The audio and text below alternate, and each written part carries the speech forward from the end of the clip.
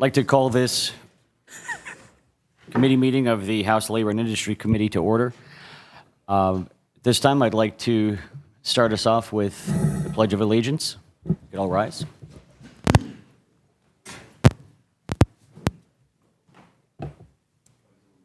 To the flag of the United States of America and to the republic for which it stands, one nation, under God, indivisible, with liberty and justice for all.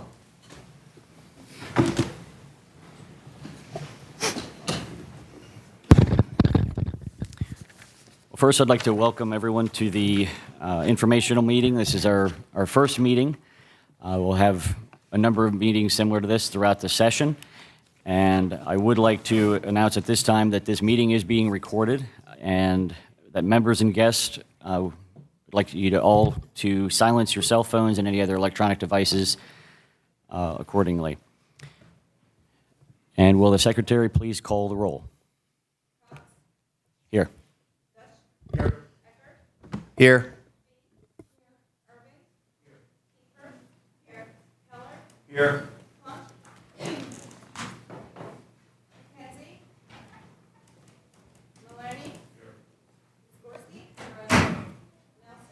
Here. Parrott? Shemmel? Here. Walsh? Hargis? Here. Davis? Here. Donatucci? Here. Krueger? Here. McNeil? Here. Miller? Here. Mullery? Nielsen? Here. Ragsdale? Here. Snyder? Here.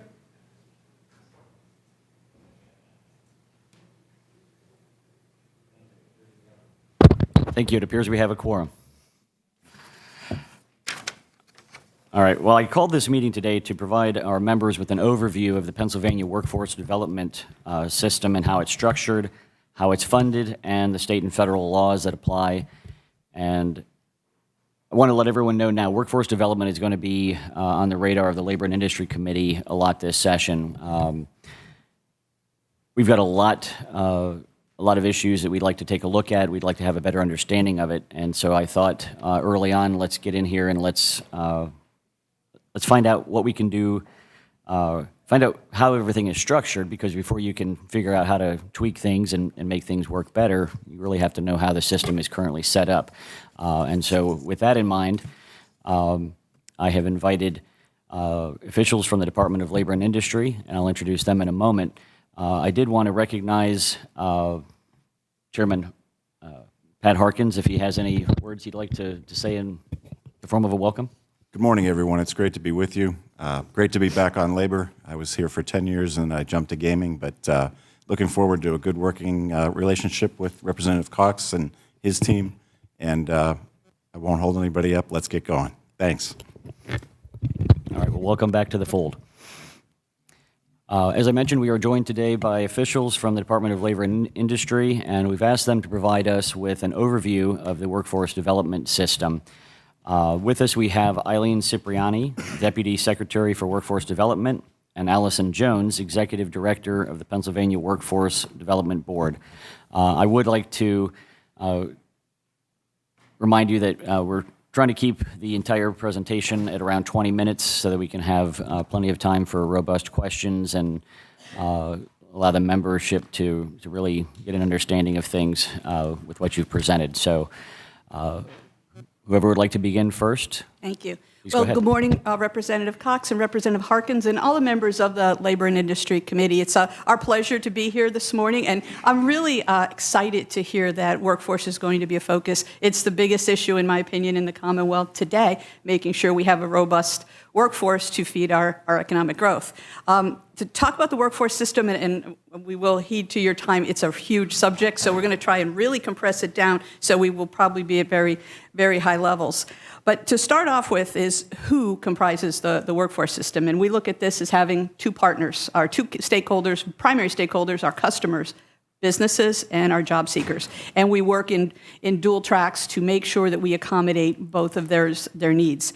Our partners in the workforce development system are our sister state agencies, and I'll talk about that in another slide. Our local workforce development boards, our training providers, which are procured through our local workforce development boards via either a nonprofit trainer, a community college trainer, a career and technical center, our community and faith-based organizations. Then some of our stakeholders, and one of the key stakeholders in the entire workforce development system is our county commissioners. They hold fiduciary responsibility for the money at a local level, and they appoint the local boards. So they are a driver in all that goes on at local level in their planning process and their training process. Other stakeholders, of course, I mentioned our businesses and our labor organizations. So when you look at the state agencies on the next slide, so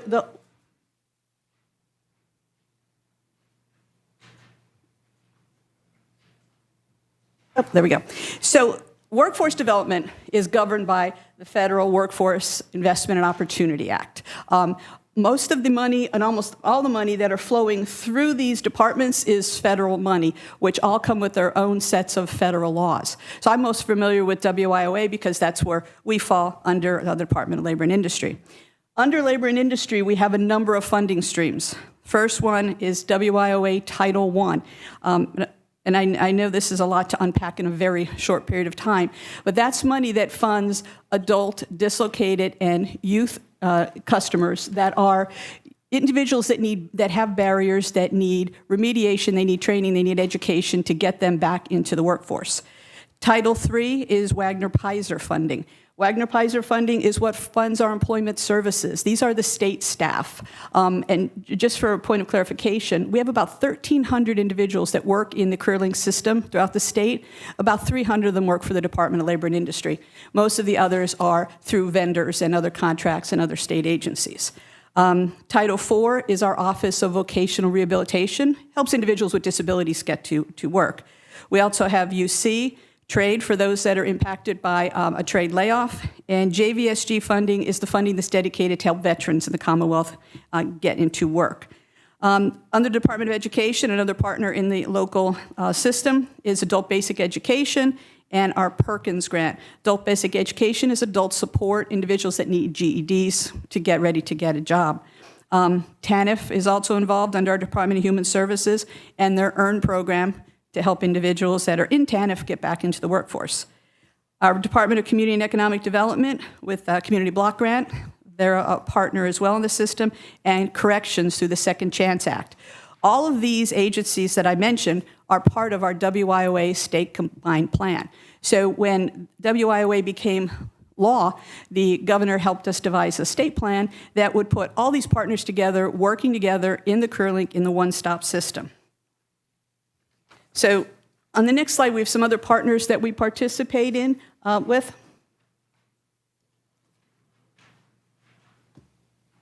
So the Department of Transportation, of course, is key because, as you probably all realize and know from your own local areas, the transportation is such a barrier in the workforce. We have it not only in urban areas, but we also have in rural areas, so it's a really big issue. Department of Military and Veterans Affairs, we've worked with them with a number of really great projects, especially revolving around the PUC. We've been working with veterans, getting them into utility careers, partnering with PUC, so they've been a really good partner in this. And of course, the Department of Agriculture, biggest industry in the Commonwealth, so we've worked with them on a lot of apprenticeship type programs. On the next slide. Next slide, we talk about some of the key mandates. Allison, can you slide? Yeah, there's a delay. There we go.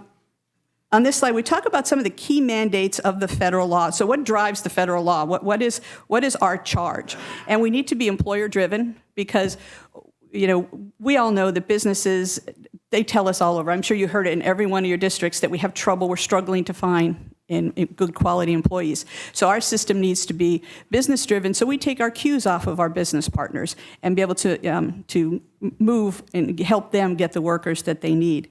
This is a performance-based system, and we'll go into performance on an upcoming slide, but we negotiate performance with the federal government, and then correspondingly, we negotiate performance then with our local boards. We need to make sure that we meet performance in order for us to continue to get funding in the state, and the same happens with the locals if they are not able to meet their performance.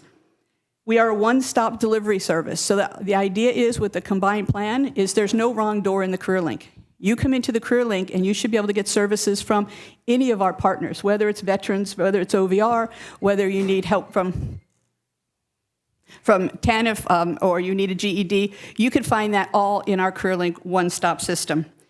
Customer choice, and this is interesting because, you know, it's very difficult.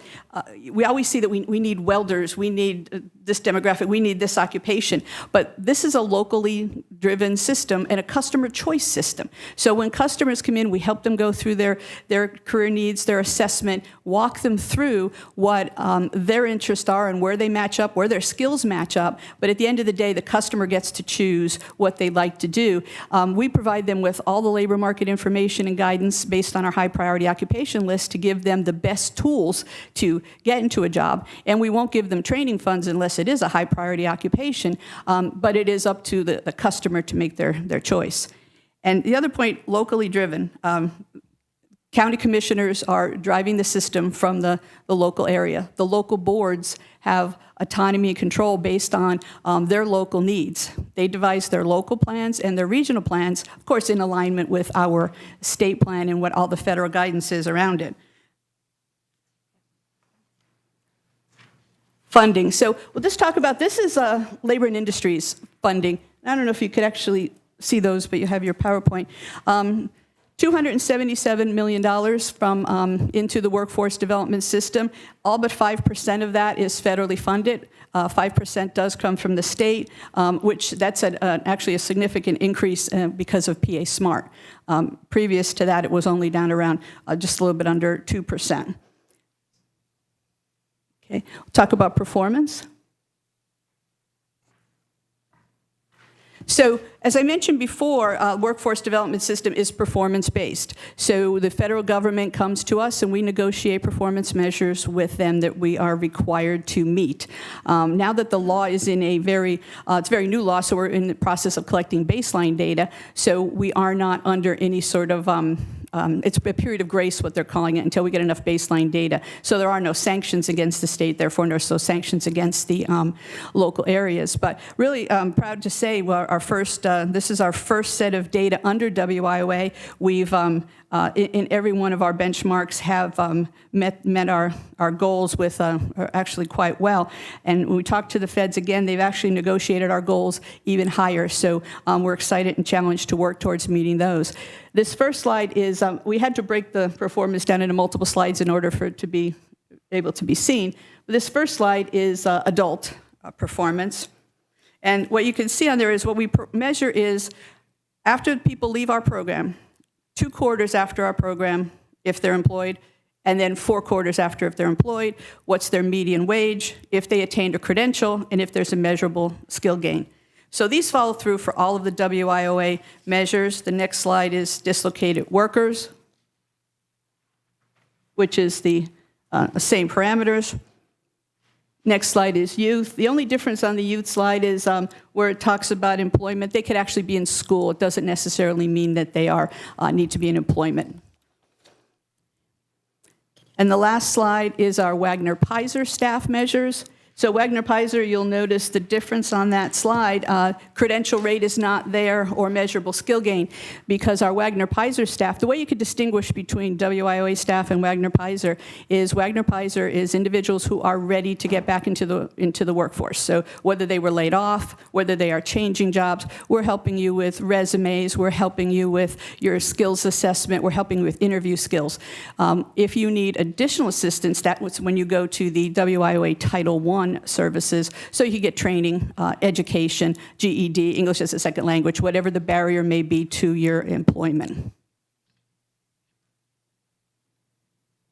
That was Wagner-Peiser. So the next slide is the workforce development roles and responsibilities. We have like a lag time. Yeah, there's a... So this is just a high-level overview, but I think it's a really good slide to give roles and responsibilities as to who does what in this system. And Allison will talk a whole lot more about the Workforce Development Board and what the board does. But under the Department of Labor and Industry, we are the grantee from the federal government based on what the guidance of WIOA. We follow all the rules and regulations of the Federal Workforce Investment and Opportunity Act. We do administration, oversight. We provide technical assistance, monitoring, and policy direction. We also coordinate all of our partners in the local workforce development areas. And all the partners that I mentioned on the previous slide, the state agencies, so all of these state agencies plus other community partners contribute into what is called an RSAB. So it's a resource sharing agreement. The resource sharing agreement is the guidance for what they're going to contribute to the local area. How is everybody going to work together to provide the services? And then there is what is called an RSAB, is the resource sharing agreement budget. And that's how all of these partners are going to contribute into the local workforce development to make it work. The Department of Labor and Industry is only one of those partners and is only part of the money that goes into this system. This is funded by a multitude of other entities, state entities. Also on the local level, we will have community-based organizations that will participate, maybe Goodwill or the United Way might have a presence in the local career link as well. So local workforce development boards, there are 22 boards and 23 local areas. The reason for that, there are 2 local areas in the Pittsburgh region, but they have only 1 board. So as I said, the county commissioners provide the oversight of those boards. They do local and regional planning. They procure an operator to run the system. They procure their Title I vendors through competitive procurement. And they identify trainers to be on our eligible training provider list. They also do their own local monitoring, and of course, the county commissioners are those who are fiscally responsible for the workforce development system locally. The operator will then operate and run the CareerLink system. We have 57 CareerLinks in the Commonwealth. By law, we're required to have 1 comprehensive CareerLink in each local area. So some of our local areas are rather large. In the center of the state, they have 9 counties. So they'll have multiple comprehensive career links in order to help individuals. In addition to this, we have a very robust online presence where we serve a significant amount of customers online. We have, most of our services are available online, and we're trying to make sure that we almost replicate everything we have in person online. But you really can't do better than sometimes one-on-one case management, and a lot of the individuals that come through our doors really need that individual touch because they have so many barriers to getting into the workforce. And then on the last slide, I know the committee had asked just to have a brief touch on some of the grants that we have. So just a couple of these that I'm sure you're all aware of what we've been doing in the space, but Teacher in the Workplace, we just put out Teacher in the Workplace and got them back, so we're waiting the review process on the second round. But the first round, we funded over 250 LEAs. We had, at this point, over 800 teachers out in the workplace. We anticipate by the end of the school year having double that number out in the workplace. And what was really special about that is the teachers are coming back and they're required to make changes in their curriculum. And what they're realizing is they really need to drill down on what's commonly known as soft skills, what I like to call work-based skills, to embed that into the curriculum as not a standalone, but it's just part of your everyday process of going to school. So we have a really good success with those. Business education partnerships, the last round that is completed, we've had over 31,000 students touched by these grants. A lot of what's so cool about manufacturings, if you're familiar with them, there's some great programs around the state through that. But what it does is it connects business with education with our workforce is what we need, because we need business input and we need to bring education into the picture as sort of between economic development, education, and workforce development is that 3-legged stool to make sure we have the workforce that we need. Summer local internship programs. Last year, we had over 700 students all over the Commonwealth, and this is another way we're working to do work-based learning to get the career-ready skills into our students today to help build our workforce that we need. PA Smart. I'll start with PA Smart, and Allison could finish. The apprenticeships from the Department of Labor and Industry, $7 million will go into apprenticeship programs that we're hoping will be announced in the very near future. We have a 32% increase in apprenticeships throughout the state since the Office of Apprenticeship and Training has opened. We've had a great increase in non-traditional programs, and we're really excited about the direction that it's heading in. Now I'll turn it over to Allison. She can continue with the rest of PA Smart. And I've been told by our timekeeper that we are already under 5 minutes. So if you can try to really keep it concise, that'd be great. Great. The remaining pots of money under the PA Smart initiative include $3 million for next generation industry partnerships. This is a program that we run in partnership with the Department of Community and Economic Development and Education.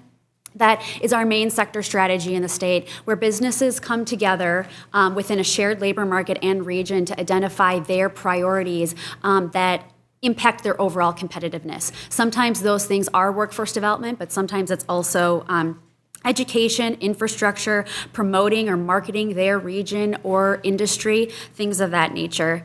We have 15 funded partnerships across the state, in addition to a few other partnerships that haven't received state grants, but collectively, they've engaged over 600 businesses and 400 community and public partners. So those would be our local boards, chambers, economic development organizations, school districts, IUs, other partners. 2 weeks ago, the governor announced the first round of $20 million for the PA Smart Computer Science and STEM Education and Professional Development grants. They announced $8.7 million to 765 schools across the Commonwealth, each receiving about $35,000. To give you a sense of the breadth of those grants, they will cover 221 school districts, 2 CTEs, 18 charter schools, and 8 intermediate units. So those grants are designed to expand access and programming for our younger learners in computer science and STEM education. So what is the Pennsylvania Workforce Development Board? We are the governor's business-driven, industry-led policy advisor on building a strong workforce development system aligned with the state's education and economic development goals. We're created under federal law. Every state has a state workforce board. Our mission is to ensure that Pennsylvania's workforce development system, covering a lot of programs and a lot of agencies, meets employers' needs for a skilled workforce and creates opportunities for workers to advance in their own career and their economic standing. So we explore and recommend policies to support innovation and the continuous improvement of the workforce development system. Given that we're business-driven and industry-led, a majority of our members are business leaders. They represent industries like manufacturing, agriculture, engineering, technology, healthcare, construction, retail. That's just to name a few. Our next biggest chunk of membership is 20% representing labor, youth, education, and community-based organizations. The governor is represented on our board, as is a member of his staff. We have 7 cabinet secretaries represented on our board, including the Departments of Agriculture, Aging, Corrections, Community and Economic Development, Human Services, Education, and of course, Labor and Industry. We have 4 members of the General Assembly, 1 representing each caucus, and I'm pleased to say that Representatives Cephas and McKenzie from the House serve on our board, and we're very appreciative of their contributions. And we have 2 local elected officials, recognizing that the local boards and the local elected officials are the fiduciary agents for the system, and they are county commissioners from Center and Bucks counties. Given that a majority of our members are business-led or business members, state boards are intentionally designed to ensure that the business community is driving the policy of the workforce development system so that we are responsive to their evolving needs. And given that we have a lot of agencies represented on the board, we facilitate a lot of interagency coordination across all the programs. I'm getting the signal here. So I will skip over the next slide, since I think Deputy Secretary Cipriani did a pretty good job of talking about the different roles across the system. The one thing I might add is that given that this system is really locally driven, I'd encourage you to reach out to your local boards and get to know them and visit a career link. I had the pleasure of visiting all the local boards in their communities last year. I learned a lot about the local issues driving their workforce initiatives, and it was really actually eye-opening to visit a career link to see how these services really unfold in person.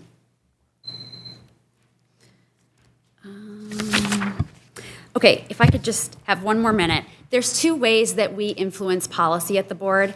One is through the WIOA Combined State Plan. That is our kind of guiding, visioning document that outlines the goals and strategies that we as a state are undertaking to support the workforce development system. You can see the 5 goals in the packet or in the presentation.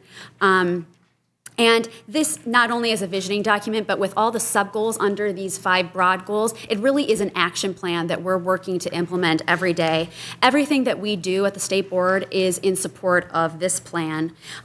This covers a 4-year period, and we just submitted a 2-year modification last year, which was approved in the summer. So we will be embarking on a year-long update of that plan to submit to the federal government in the next year. And finally, the second way that we influence policy is we have a pretty robust committee structure. We have 4 standing committees that you can see on your slide, and 2 ad hoc committees that are a little more narrowly focused in short-term initiatives to explore certain areas of the workforce development system. And I just wanted to give a shout out again to the representatives of this committee that serve on our committees, because they always have great insights. Our committees are open to other stakeholders in the workforce development system beyond our members, just to make sure that we are kind of aware of what's happening out beyond just our board and our agencies. All right, thank you. Next time you'll have to arm wrestle, just try to win and go first, so you have the bulk of the time.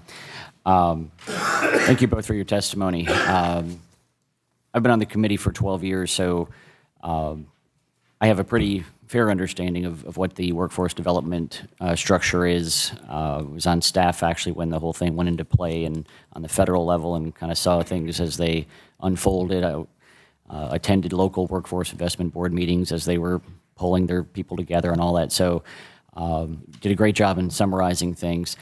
Our other members weren't so fortunate to be on the committee, and so a lot of this is new information, and it's a lot to gather in.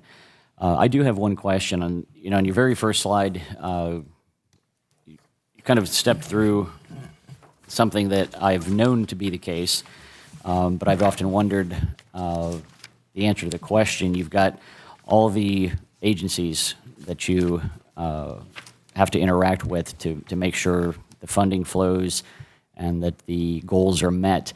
How do you accomplish that? What is the interagency communication like?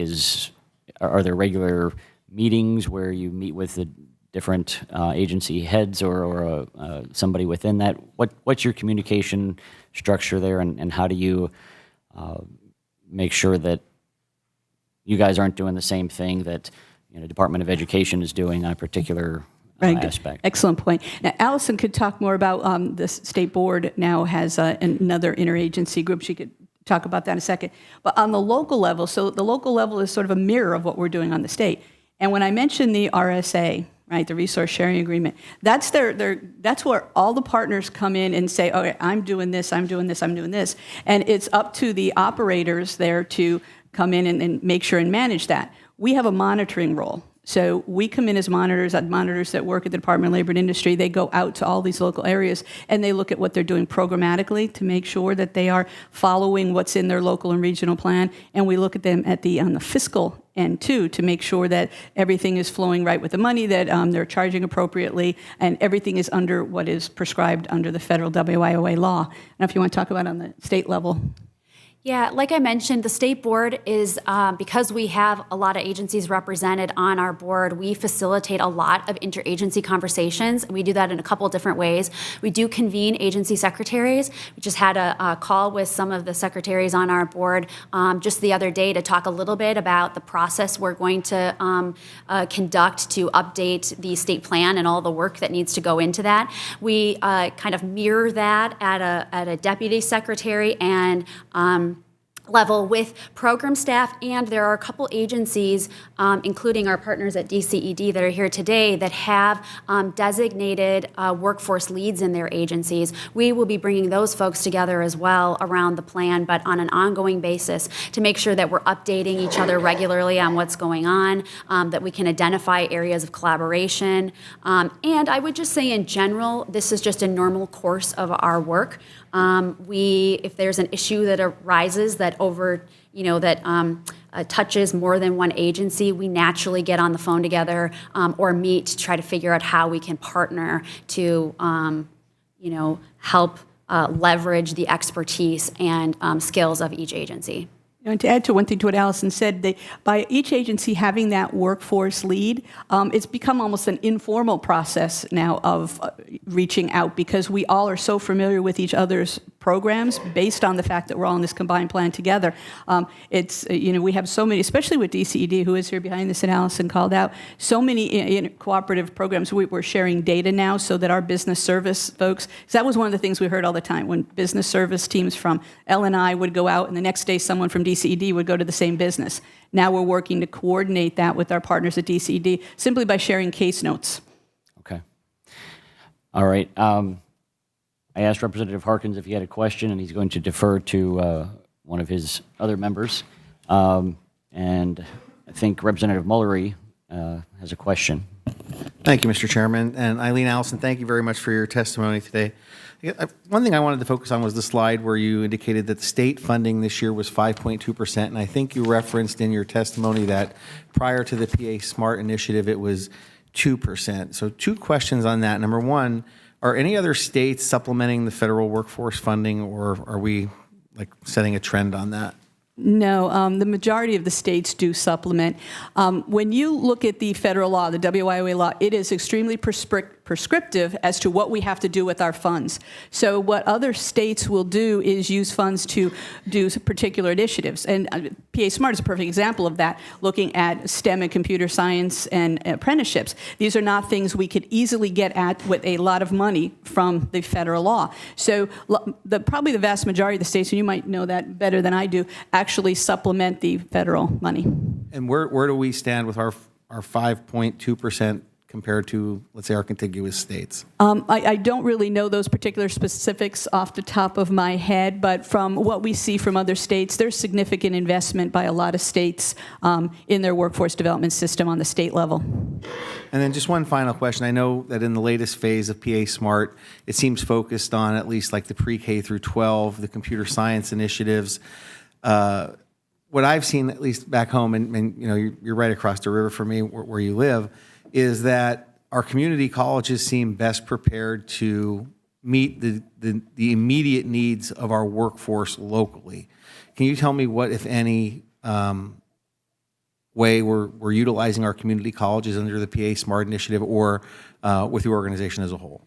So the community partners, community college partners are actually a key partner for us because they are much more agile than our four-year colleges. So when we come and talk to them, and especially about a training provider under WIOA, if we come to talk to them with a business and say, this business is bringing in this line, we need process technicians. Now, Community College of Beaver County is a great example. The Shell Cracker Plant is coming there. They've adapted many of their programs to fit the workforce needs that is going to be around the Shell Cracker Plant.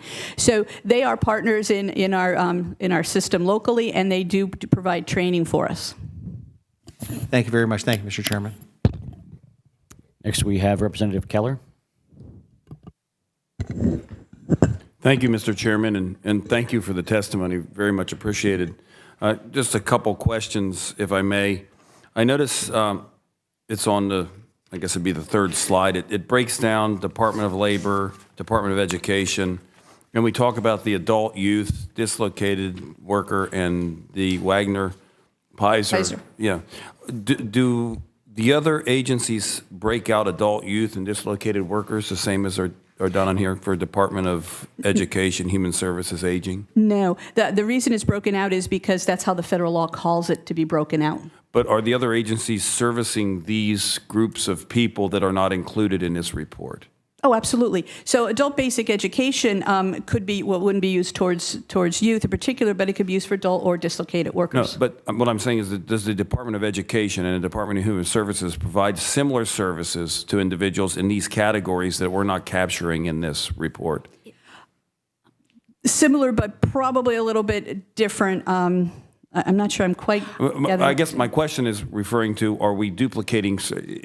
If we have other agencies that are doing similar things, have we looked at best practices to maybe help everybody? Oh, absolutely. And we've just had a lot of conversations with our friends at the Department of Human Services about trying to coordinate our programs even better, that they would work more on the supportive services end, and we would work on the job training end.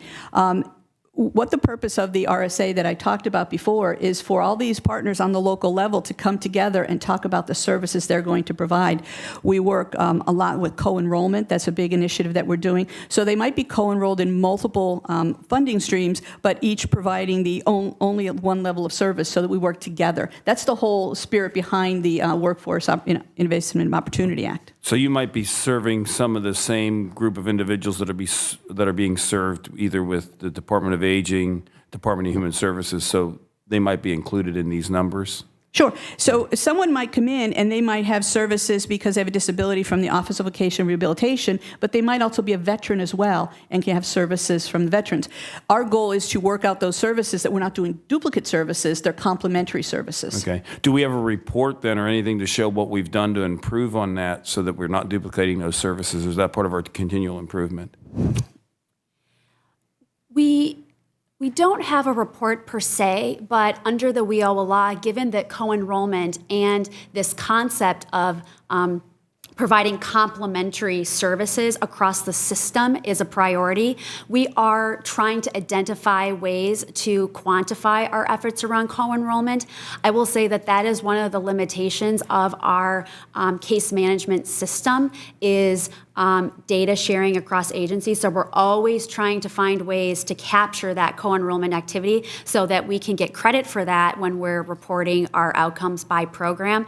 But the beauty of the local delivery service system is that in the Career Link, the case managers and the folks working one-on-one with customers are able to talk through a customer's kind of employment plan together to just ensure that it's complementary. Okay. I don't want to take a lot more time. I did notice too that we didn't have a slide measuring our performance metrics for the adult education and literacy. Is there a reason that we don't have one for that? I just gave you the slides from the Department of Labor and Industry.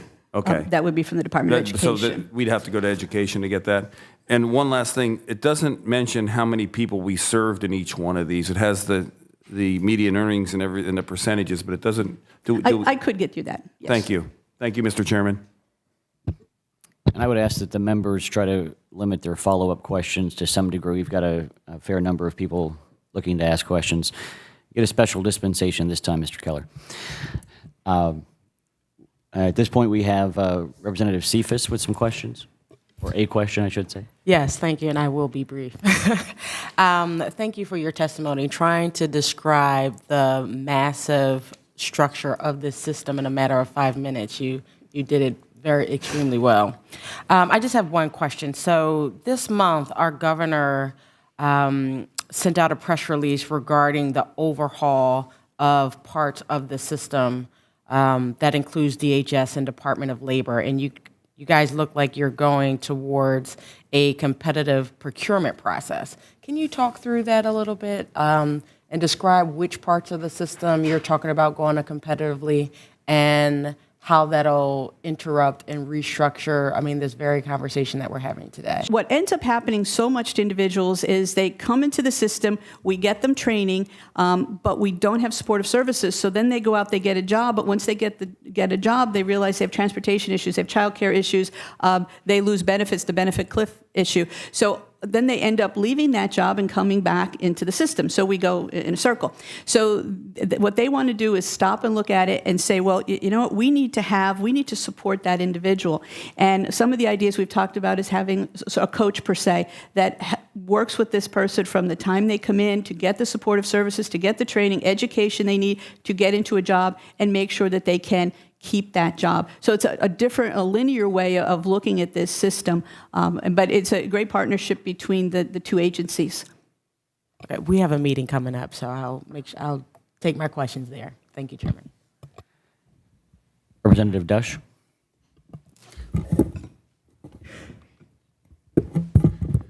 Thank you, Chairman, and thank both of you for your testimony. I'll get right to it. I have two quick questions. I won't do any follow-ups.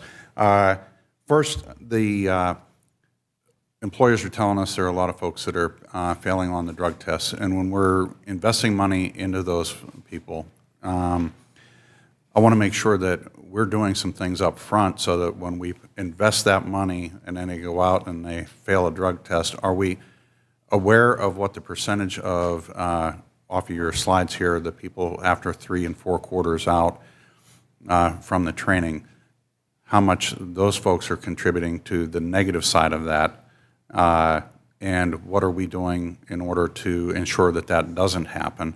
And the second question relates to our DevOps. In my area, we had the national award winner for 2 years in 14 and 15. He is now gone, and we haven't had a replacement. I think we may have just recently received one up at the Du Bois office, but I'm very concerned because I've heard there are a number of career links that don't have those positions filled, and I'd like to have an explanation on that, please. Sure.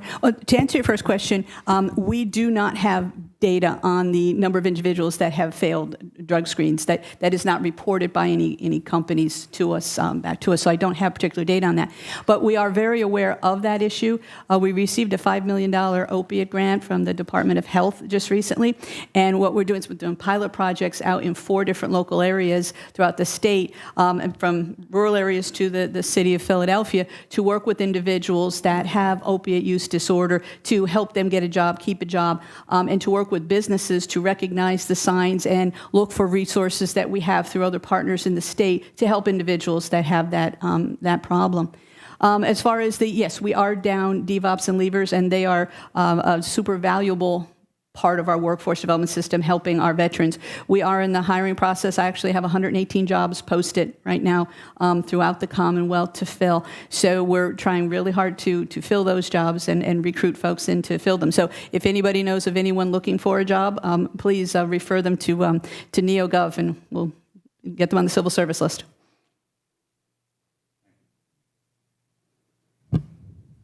Representative Nelson.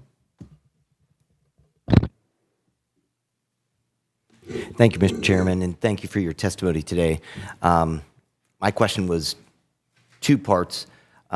One was building on the concern that employers in our area really are struggling with the passing of a drug test, in particular for marijuana as well, and the consideration that being workforce ready, completely workforce ready, maybe be incorporated into the curriculum of some of the programs.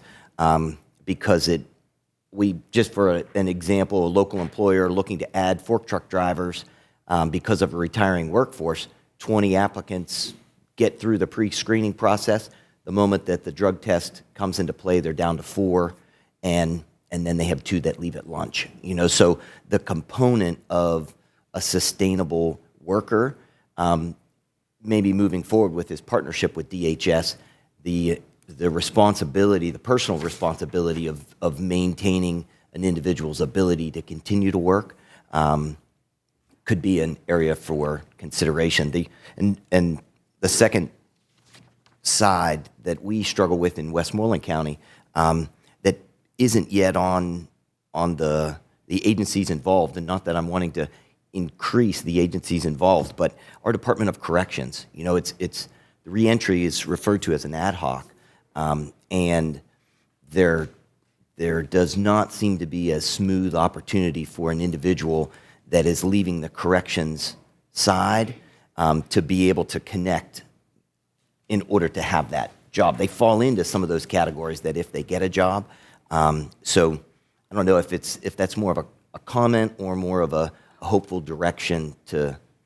I think it's both, right? But when you look at the ex-offender population, under WIOA, they're one of the barriers to getting employed. But that's a good thing, but it's also a bad thing because we don't have a dedicated pot of funding to individuals that are in that situation, which really have so many barriers to getting back into the workforce. And I had the opportunity to talk on the Clean Slate Law week or 2 ago, and that's a really super positive step in the right direction. There's a lot of locally driven programs. The Department of Corrections does a phenomenal job. We actually partner with the Department of Corrections to train our frontline staff to help individuals that are ex-offenders when they come in the career link so that they can understand how to get out into the workforce. There's so much remediation that needs to be done, even around technology if they've been incarcerated for a long period of time. So we're also working with them to partner to work with business businesses now so that we can go out and talk to businesses to get them to give individuals a chance back into the workforce. So there's a lot of work to be done, and we're always looking for ways to figure out new strategies to work for that. And Alice could talk about the reentry committee. Yeah, our reentry committee is relatively new. It just launched this fall. The chair of our board is a gentleman from the Philadelphia area, Jeff Brown. He is a grocer and is very passionate about reentry. He, as part of his company, has made a commitment to hire those that are returning back into their community and was really the impetus for bringing this group together. Since we're new, we're still trying to explore our place in all of this, but I think because our committee and our board is majority business and because this is a priority for him as an employer, we are exploring ways that we can try to reach out to the business community to better understand their perspective on returning citizens. We're fortunate that we've formed a couple partnerships as part of this committee. One is with the State Reentry Council that is run out of the Attorney General's office. They're a conduit for us to reach all the local reentry councils that are popping up in various counties that are really coming together across workforce, education, and within the criminal justice community to serve folks returning into the community. And then also with the Pennsylvania Chamber, I know that workforce is a really important issue to them. I've heard from their team members that their employers are interested in learning more about this space, recognizing that they're having a hard time finding the right talent. And a lot of folks that are coming out of our correctional facilities are skilled. They're earning credentials when they're, in a facility. So I think there's an opportunity for us to really understand what is going into their hiring mindset. And I'm interested in hearing from employers along the spectrum, those that have made a commitment to hire returning citizens and those that maybe want to or haven't, or a lot of small employers with small HR operations maybe don't have like the infrastructure that a large company would. So these are all areas we're trying to explore, but we really feel like we can add value by engaging the employer community and hopefully through what we learn, doing some awareness around like practical strategies and tools that employers can use to bring folks into their workforce. Thank you. We have 4 more people, so I would ask the members not to ask questions that require long answers. If they can predict that. Representative Kiefer. Thank you, and thank you all both for your testimony. That was very comprehensive. I have 2 questions, but really quick ones. The first one is the state plan that you spoke about. Is that published, that we can have access with to that? Absolutely. We would be happy to send it to you, but it's also on our state board website. Okay, wonderful. And the second one is regarding the computer sciences and the STEM grant application process. My concern is that when you go into that kind of a system where it's these competitive grants that we're working with, how do we ensure that it's disseminated fairly and equitably? Because you have a lot of schools that have more means. They have grant writers, and they know how to kind of work the system and get these grants. And then you have other schools that have these gaps that could really use them. They just don't have the resources to apply. So that's a big concern. Yeah, we chose to do a competitive grant process because we recognized that there was a much greater demand for the resources than we had available.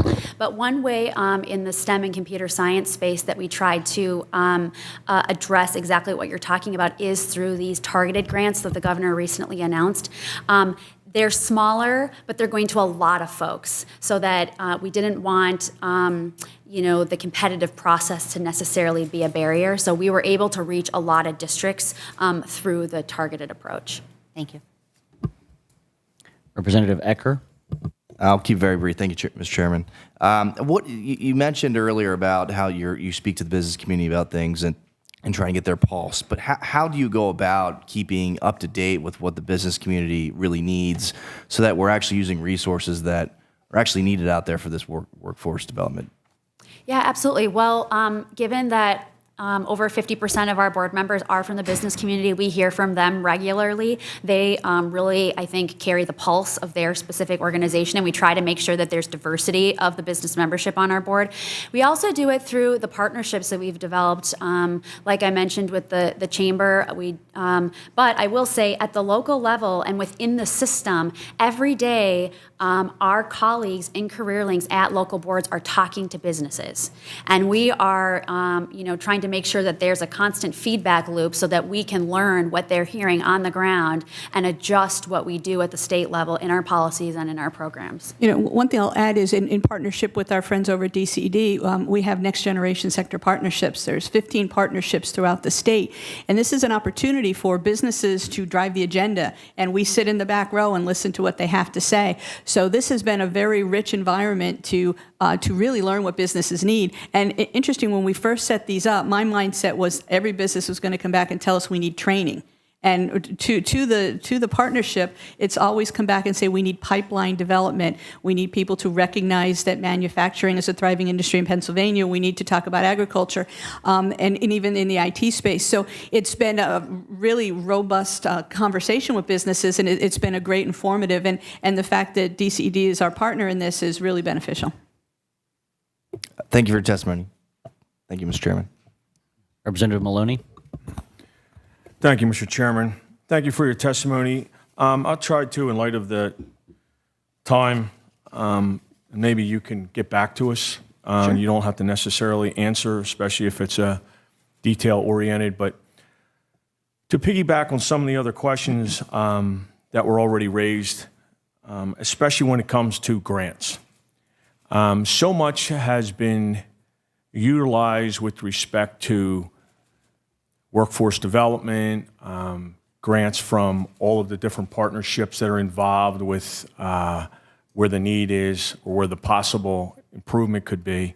I guess especially for those who would probably want to ask this question, because it continues to come up, and that is in light of how grants are awarded. And so maybe what you could do is, I've always had a question about the merit. I know you used the competitive grant terminology.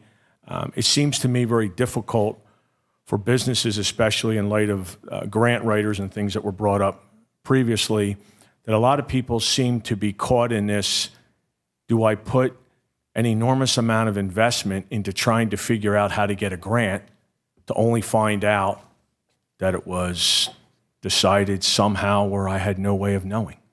So without putting the political spin into it, I would think that merit-driven and some of the criteria that's necessary to get those grants would be something that I think would be useful. Coming from the business arena, some of the hearings that I had held and some of the things that we knew long ago with respect to STEM or with respect to the need, the employers know basically what they need.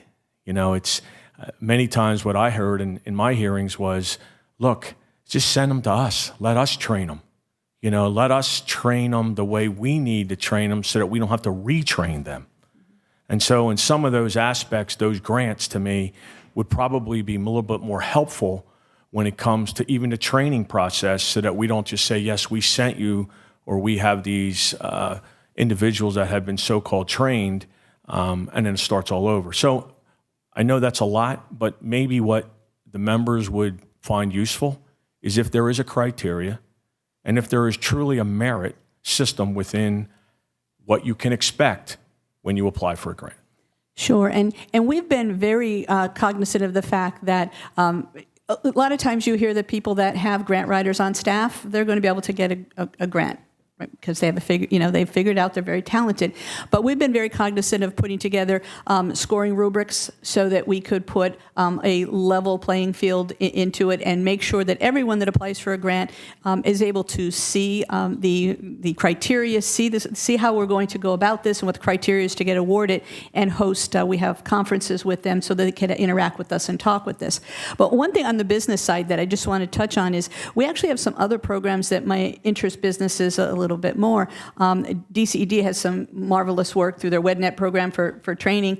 We are also embarking on a project with DCED called, we're nicknaming it BizWorks for right now, but it is a program that we could offer incumbent worker training plus other services to businesses, and that might be more in the line of what you're thinking. That would be more directed at businesses' current work staff to upskill them and upgrade their skills so that they can remain competitive. And if you wanted us to have a conversation with you about that, I'd be more than happy to talk to you about what we're going in that direction. And Representative Fee. All right, Chairman Cox, I'm a great one to end with because I'm short and sweet. And maybe you said it, but I just want to be clear. With 6 different agencies and every agency have many different programs, when a client walks into your office, is there, or any of the agency's office, is there a way to track them to know what programs they already participated with or where they are? I mean, across the board within Yes, agencies. we have what's called the Commonwealth Workforce Development System. So not every agency participates in that. Some track on their own. We're working to get more partners into the system, but we've also developed, and we just launched it, an individual employment plan. So believe it or not, historically, each pots of money would have their own employment plan for you, so you might have 4. So we've changed that system down to working towards having 1 so that the partners can look at that and then be able to take you through the tracking. But we do track what we... Hopefully every agency does. Yeah, and if I may add, one, I think, best practice or promising practice at the local level in a career link is that when someone walks into a door, some career links have embraced this idea of a welcome center where someone goes to a certain place and a staff member there, regardless of program, will help them figure out, kind of do an assessment with them on kind of what their workforce needs are. And to the point where they sometimes have like a common form that gathers all the information they need across all the programs. And that comprehensive assessment makes sure that we're pulling in the right programs and the right people to serve that customer and meet them where they're at. So with the spirit of WIOA, the whole idea is that we're working together to help this individual with whatever their need is come through to get them into successful employment. All right, you were right. Short and sweet. I do have one last question. If there are no other questions, we should wrap it up and get to the House floor. We are going to be going in session soon. Reports are required under the law, and my understanding in asking the chief clerk is that even going back as early as the early 2000s when things were put in place, there's never been a report filed to the General Assembly, but it's required by law. And so, as I said, this is not something that's new to this administration or anything. Is there any chance you guys can be the first Yes. to provide a report to us by March? The law says March 1st. And my request as the chairman of the committee would be that it may not be your ideal report and as robust as you'd like it to be, but if you can try to make it fit the parameters of what the law requires for the report, and then maybe next year build on the information and that sort of thing, we would love that. Like to get things back on track, because the design of that was local workforce investment boards were supposed to report to the state board. State board then reports to General Assembly, and all of that process helps us troubleshoot to see where to send funding or whether funding is needed, and whether a program is operating the way it's meant to and as efficiently as possible. So I would love for us to be work together to get that. Yes, yeah, thanks, Mr. Chair. We were made aware of the reporting requirement, and we will absolutely be sending an annual report by the March 1st deadline. We've already engaged our local boards and their annual reports, so you can be sure that those will be included in our report that you'll see soon. Fantastic. I want to thank you again for your testimony, for the time you put into preparing it, and for the work I know you're going to do going forward on both the report and in this area altogether. I want to thank the members for attending. Do I have to do a motion to adjourn, or is it Michael? All right. This is all new to me, so please bear with me. With that, this meeting is adjourned.